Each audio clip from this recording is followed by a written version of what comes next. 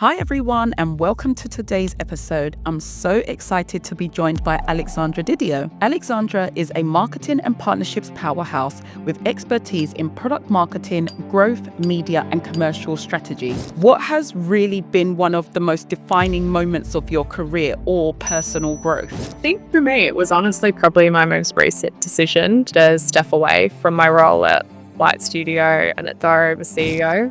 It was a really, really hard decision. What inspired you to pursue that field? Was it a conscious decision, and how did you get started? I got started in the beauty industry nearly 10 years ago when I was fresh out of uni. What would you say is the biggest challenge you've faced in your career so far? It would be in my role at the Estee Lauder company. I was in a position where I did feel like there was very much a clear path for me upward or even horizontally or diagonally into a different role in the business. What's one thing that you know now that you kind of wish you had known earlier in your journey? Don't make decisions based off of what it looks like to others. Make decisions based off of how it makes you feel. Would you still take the job or the project or the opportunity if you couldn't post about it on LinkedIn? Hi everyone, and welcome to today's episode. I'm so excited to be joined by Alexandra Didio. Alexandra is a marketing and partnerships powerhouse with expertise in product marketing, growth, media, and commercial strategy. As the former commercial partnerships director at the Diary of a CEO, part of Stephen Bartlett's Flight Studio, she led brand sponsorships and performance media buys. Alexandra was also Stephen's head of product, spearheading digital and physical product development, and provided management consulting for Stephen's fund. Alexandra's journey began in Australia before taking her to London, where she led the UK&I digital media strategy for Estee Lauder companies at a corporate level across 17 brands with a £100 million annual spend, and managed the business relationships with Meta, TikTok, Snapchat, and Pinterest. Now a solopreneur, she helps creators, businesses, and brands monetize their audiences, scale their impact, and drive meaningful growth through sponsorships, digital products, courses, partnerships, and more. If you're interested about pivoting between industries, how to make decisions for your career, and advocating for yourself in the workplace, then this episode is for you. Hi, Alexandra. Thanks so much for joining me today. As I mentioned, I'm so excited to have you here. I know I've given a bit of an introduction about yourself, but could you just start with telling me and everyone a bit about yourself and your journey so far? Yeah, absolutely. Thank you so much for having me, for the kind words and intro. As you mentioned, I'm currently a solopreneur and I'm also working on my own portfolio business. So I work across a range of creator clients, but also brand clients in a range of different capacities, mostly commercial and growth director, where I may be brokering them new sponsorships, helping them digitize their products, and just generally open up new revenue streams. And then on the brand side, doing more so growth consulting, take to market, media strategy on that side of the fence. So that's what I'm doing at the moment. Outside of work, I do career coaching. So I've always done it in a one-on-one basis, but I'm looking to explore more ways to broaden the access to that through workshops and partnering with organizations to do some more in that space. And then previously I was, as you said, head of product, and then most recently commercial and partnerships director for Stephen Bartlett in the Diary of a CEO. But prior to that role in media and podcast, I've had a very zigzaggy career. So I've moved between different industries, be it beauty and banking, like Estee Lauder companies, National Australia Bank, L'Oreal Group, different organisation sizes. I've worked for a 5-person startup. I've worked with the big multinationals. And then my disciplines are very hybrid as well. I've done product management, marketing, commercial and business development. So yeah, I'm really looking forward to this conversation today because I've got lots of skills in my toolbox that I could draw on from my career background. I love that. And and we will get into that in a bit more detail because I think that's so interesting, and it just shows people there's not just one way to go. You can kind of zigzag find your way, pick up on so many new skills, and it actually, I think, helps build you as a person and your career, your expertise and your skills as you go through your career. So we will touch on that in more detail. I just wanted to ask a bit about how you started out. So you, as you mentioned, you have had a career with different businesses, different sizes within different industries and roles, but you actually started out in marketing, working for one of the largest beauty brands in the world, as we mentioned, Estee Lauder. What inspired you to pursue that field? Was it a conscious decision, and how did you get started? Yeah, so I got started in the beauty industry nearly 10 years ago when I was fresh out of uni, and I studied marketing and human resources. I really gravitated more towards the marketing side of my degree because I found consumer behavior really interesting. I found it more creative. I also faced into so many different stakeholders in the business. And so when I left university, I took a job working in an engineering small business in Perth for barely a week and thought, dear God, is this what marketing is? Is this trade shows and events and writing EDNs and letters, which it is, but it just didn't really resonate with me in that I didn't identify with the end target audience. I didn't feel enthused about the brand or the type of audience that I was going after. So took a step back and thought, what are the kind of my dream brands? Where are they? And they were on the east coast of Australia. So ended up applying for lots of different grad programs and internships, going through the process of what usually is a 3,000 to 5,000 applicant funnel, assessment centers, cognitive behavioral testing, in-person interviews, flying back and forth across the country, and ended up landing about 4 or 5 grad job offers for different programs, and ended up going with L'Oreal because I love beauty outside of work. I was always knees deep in YouTube videos and tutorials, loved the industry back and front, and thought, if I love the industry and I understand the end customer, surely I can market it. So yeah, that's kind of what drove my decision into beauty. Amazing. Do you know what? I always say, I think it's so good when you are aware of a brand already, and especially one that you like. I think it's a bonus when you then get to kind of work for them. It helps to drive more of a keen interest in what you're doing. So I think that's always beneficial. Also, kudos to you for it. I think you said you started in a role and after 1 week it didn't work out. So you kind of knew, actually, this is just not, this isn't for me. Sometimes people might get something and they're scared to walk away. So kudos for you to no, actually, this doesn't work for me. And then to be flying across the country, that in itself is something else. It's always good to see when someone's actually taken that leap. Yeah, I think you have to listen to your gut, and if something doesn't feel right, there's actually no shame in knowing when the right time to quit is. And for me, for that role, it was barely a week. Yeah, I completely agree. So you have successfully pivoted between industries and roles. As we've mentioned, you've worked for global beauty brands, but you've also been in banking, you've worked in media in the technology space. Can you just tell me a bit about that? How did you do it? And what advice would you give to those that would like to do it, that might be in one industry, but actually they're looking at another one?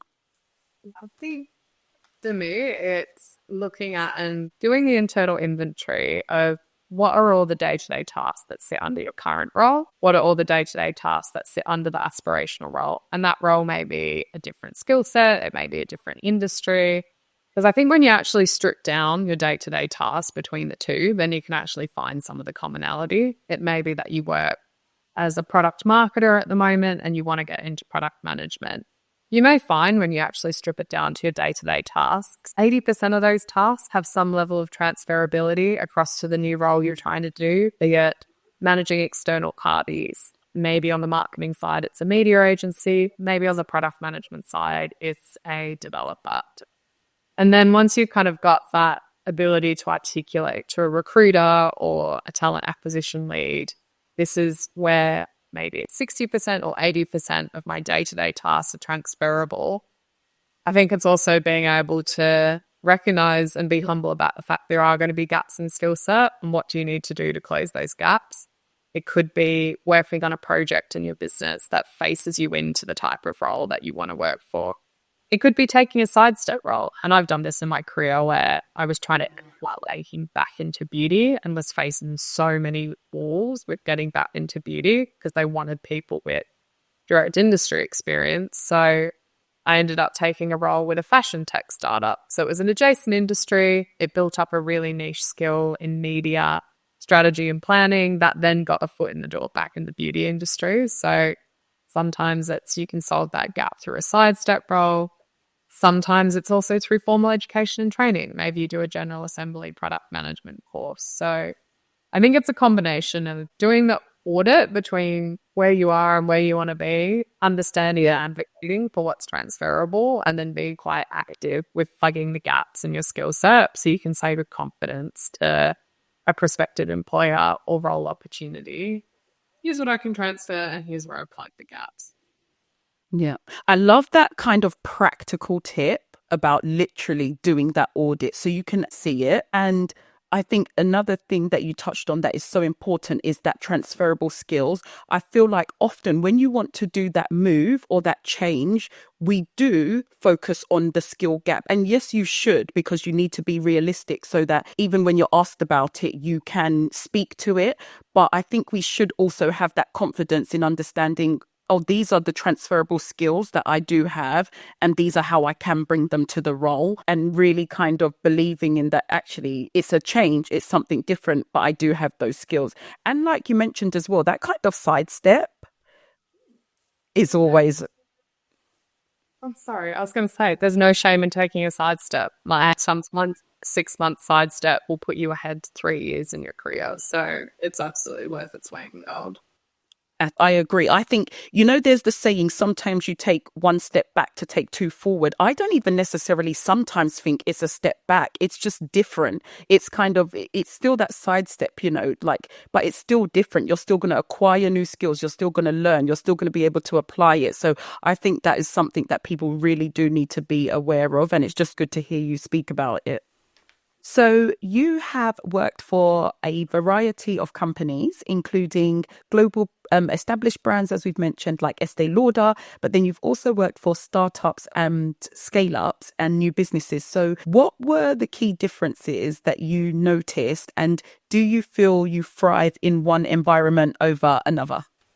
Yeah, I think the key differences I've noticed is which side of my brain it's using. And I always view it as two sides, the executional and doing side, or the more strategic business acumen side of my brain. And I think it's a sliding scale. You'll always have a degree of doing both in every role. But I've found typically from my experience in startups or scale-ups, you're required to dual hat a bit more and pivot between quite strategic high level asks, but then getting in the weeds on the back end and doing the doing as well. Versus the bigger organizations I've worked in, it's lent more towards the strategic brain and strategically influencing stakeholders. It might be doing business strategy and planning. So it's just dialing into different skill sets in my wheelhouse.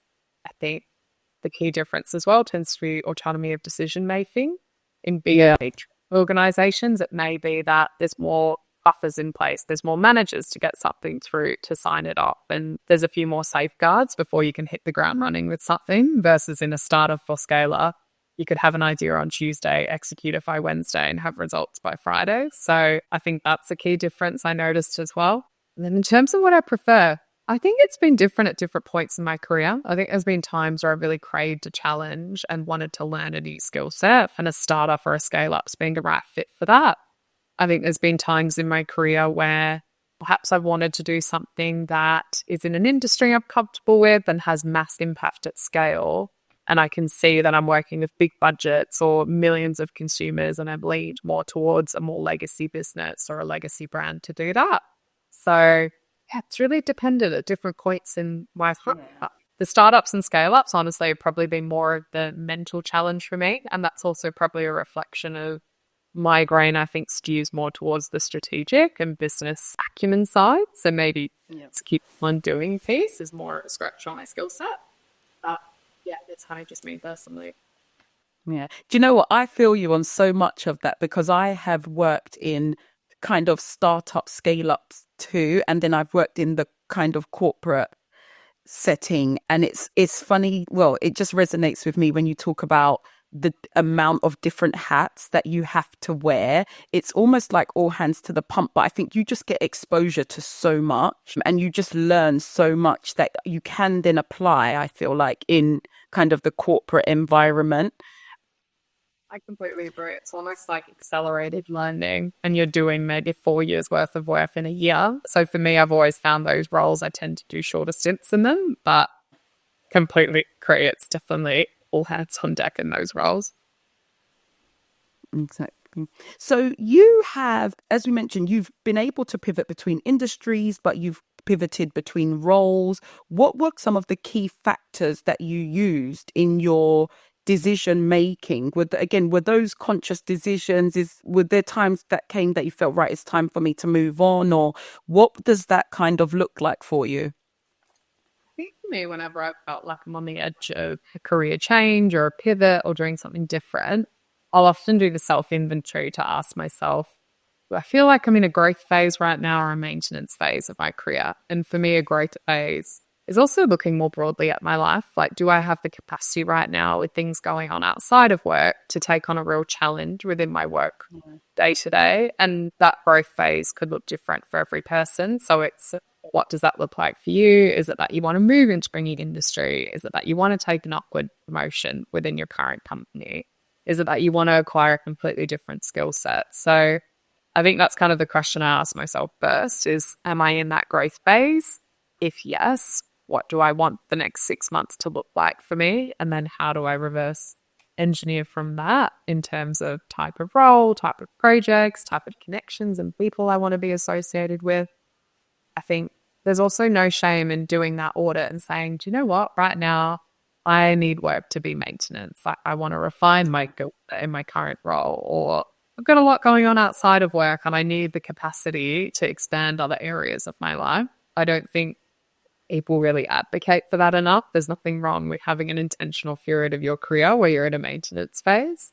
So yeah, I think I kind of do that internal conversation first to be like, what of those two swim lanes am I in right now? And then off the back of that, if it is growth, what does growth look like for me in the next 6 months? Yeah, I agree with that. I feel like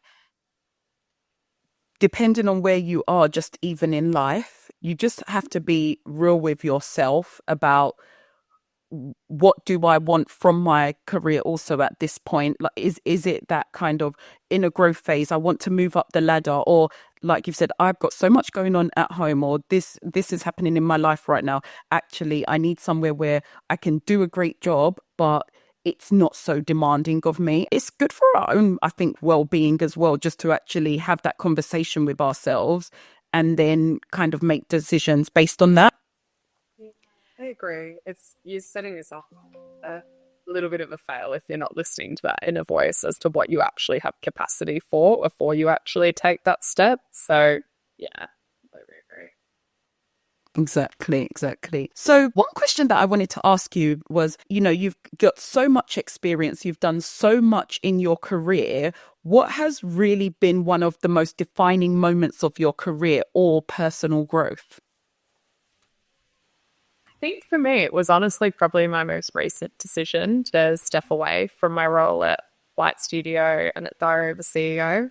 It was a really, really hard decision. That was a role that people would be lining up out the door to do because of the brand name and the experience. And I had two amazing roles within that business where I learnt two completely different skill sets. But I felt like I had gotten to a point where just something in my inner self didn't feel right. I was impartially looking at the projects I was working on, the brands I was working with, should have been excited. Like I should have been excited about the next chapter. But instead I just felt quite foggy brained and tired and not as energized as I should be. And I'm quite fortunate I had a very supportive and empathetic manager who I had a conversation with.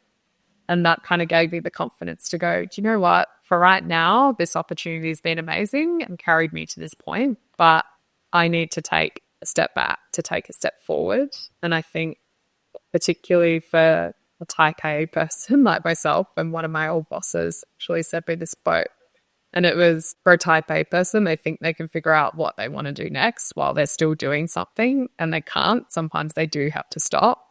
And I think that was a big personal growth moment for me. So it's the first time in my entire career where I've actually just stopped and given myself a break rather than going back to back between role to role to role at universities. So it was quite a defining moment. And I went into it not with a knowledge of what the next chapter would look like, but it just gave me the headspace to have a bit of clarity on what I wanted to do next rather than continuing out of inertia.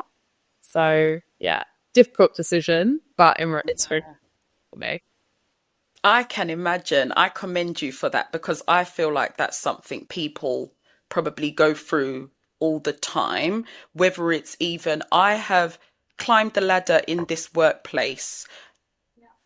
Maybe you're still, for whatever reason, there's something in you that makes you feel, I don't know whether it's unfulfilled or actually there's still something not quite there, but I've done all this work to get here. How can I kind of leave now? Or like you've even said, you were working for a very well-known company, and it happens in the corporate space too. There might be certain brands that you have on your CV and you're like, I've worked so hard to get here, or there would be so many people that would be grateful to be here. Should I really do this? But again, it's really about what is going to make you happy. What do you need to do to kind of get that fulfillment? So I feel like that's going to resonate with a lot of people. This might be not that I'm telling people to kind of leave their jobs, but sometimes there's something in life and maybe you see that somebody else has done it and you're like, actually, this might be the push that I need to do that. So I commend you for that. Okay, so you've gained a lot of experience. You've worked across different companies. You've had different roles. What would you say is the biggest challenge you've faced in your career so far, and how did you overcome it? I think it would be in my role at Estee Lauder companies. And I think by nature of the business being such a big legacy business with so many different stakeholder levels, often it was the type of business, and this isn't just specific to them, I'm sure a lot of people in corporate could understand this, where to move up into a role, someone needs to lead the business. So I was in a position where I didn't feel like there was very much a clear path for me upward or even horizontally or diagonally into a different role in the business.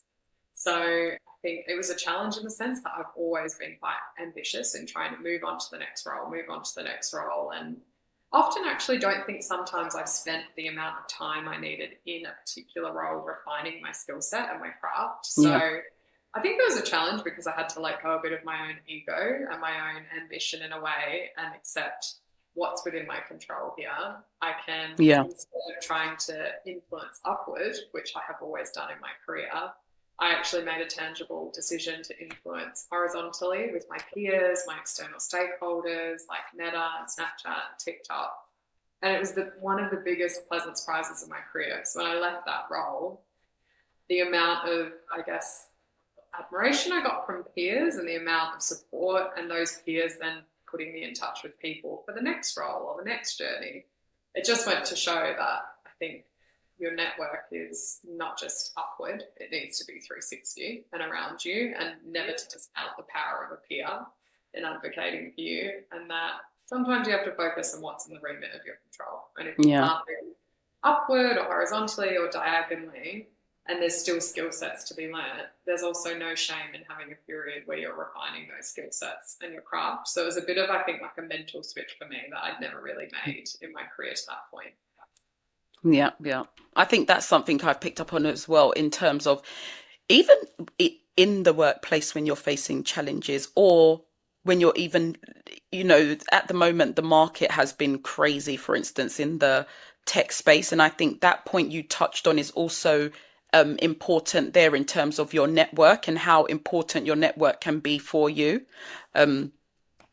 Was there a particular person actually or experience that made you feel seen or supported as a woman in your field?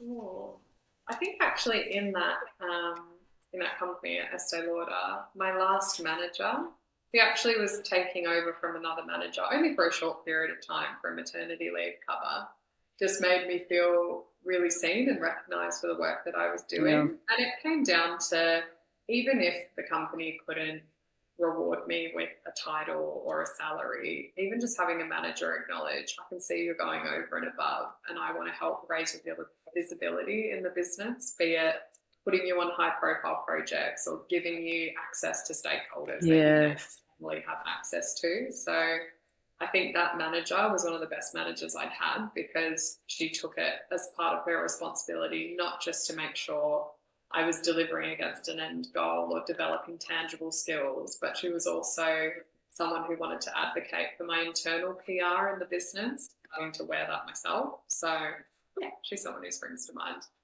Yeah. Do you know what? You can't be a manager that will advocate for you. Oh my goodness. Honestly, worth its weight in gold. Yeah. Yeah, yeah, absolutely. And I just feel you so much on, when they try to put you on those extra projects, really help push you. I mean, do you know what I learned recently and it stuck with me? Somebody said, no one will ever care about you or your career as much as you do for yourself. And that stuck with me. But yet at the same time, I've also, just like you've touched on, learned the important, like a manager can make or break your experience, I've learned, by the way. And and so I just think when you get a good one, when you're lucky, almost not take, well, yeah, take advantage of it. Those projects they put you on, those extra opportunities that they put in front of you are so important. And I think what's good is, that they're the ones also that advocate for you when you're not in the room. And that one, so important. What's one thing that you know now that you kind of wish you had known earlier in your journey?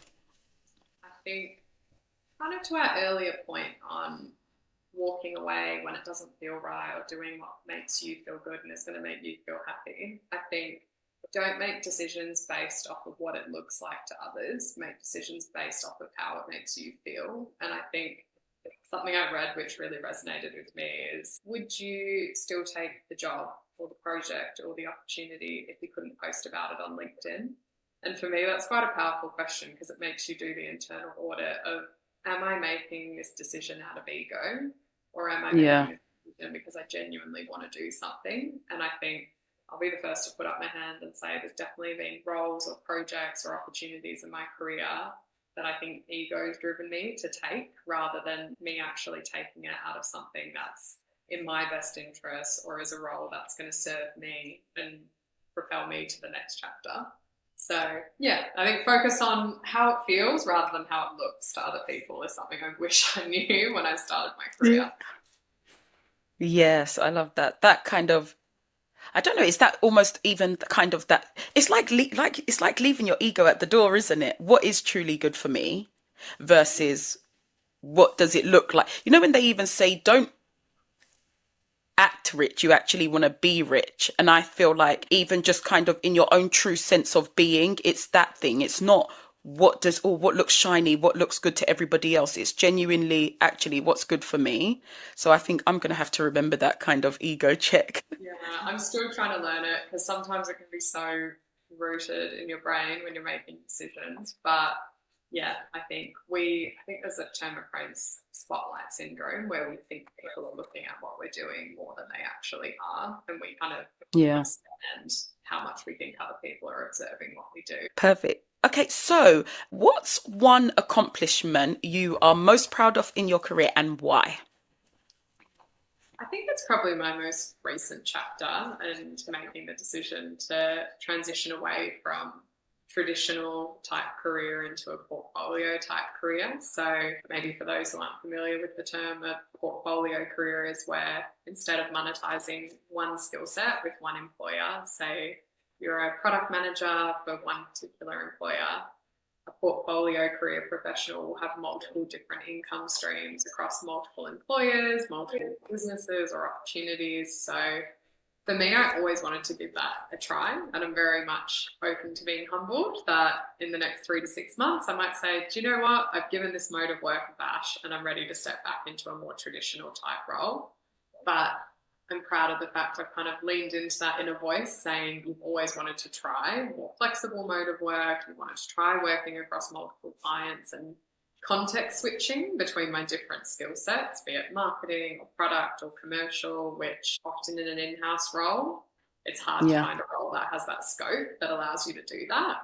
So I'm proud of myself for taking the leap of faith, and also not leaning into imposter syndrome. So I think when you're pricing Yeah. yourself and pricing your skill set, it's quite a daunting exercise in a way. You're quite literally Yeah.